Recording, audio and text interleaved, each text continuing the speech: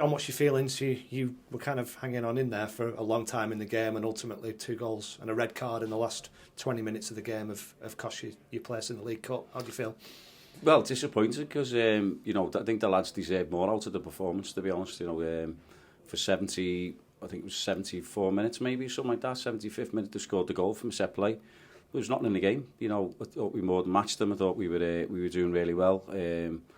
With them without the ball, so limited them to whatever. And they're very, very good side. I mean, they went to Middlesbrough away, didn't they? Beat Middlesbrough away 4-0 in the last round. So, and then to make the changes that they make, take the whole front line off and bring what they brought on, says a lot about their squad and the size of them as a club. And then for one of the subs to get a goal from a set play, which spoke about, we knew the threat that Bailey has, and he goes and done it. How pivotal is ending up with 10 players? How pivotal is Josh Wood's red card? I think it was 3-4 minutes after he was sent off that the goal obviously came. Well, it was, yeah, you're right, because I think we had a corner actually, or a free kick or something, and I think 2 of our lads get each other's. I don't really know, because they actually turned round when the ball had been played in. I just said they've got in each other's way, and the next minute they booted the ball long, and I think it was Molyneux maybe racing with Josh. Josh probably doesn't know that Logan Pye's there as well.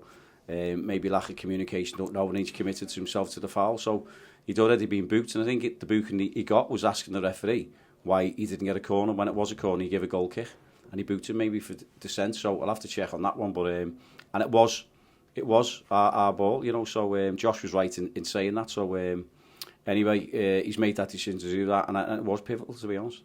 How hard is it with 10 facing an opponent like that, the quality that you've already spoken Well, they're just a good team, aren't they? We've come up against really good sides, but they are a very, very good side, and you can see why they won the league last year, and they've improved again and they've added to the squad. They're good players, and they do the basics really well, and they run forward and they play with a tempo, and they've got quality in both halves, so we've got to we do more than matched it, with everything that we showed. Desire, resilience at time, whatever word, but we just needed to show a little bit more quality at times, which we didn't.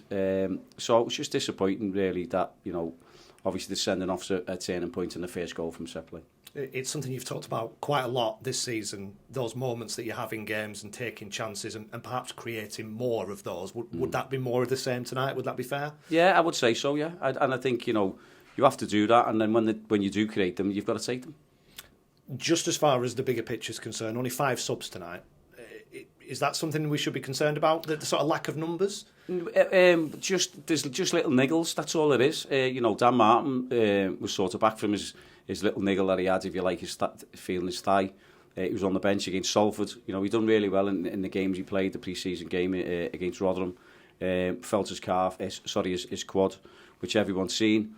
And then he got himself back for the Salford game, was on the bench, and then in the warm-up felt it. So he stayed on the bench, didn't do anything in sort of trying to make it any worse. So, and people are probably thinking, well, why haven't you put him on against Salford? You get beat, you lost the game 2-0, but he's a top player, but he's back training Thursday.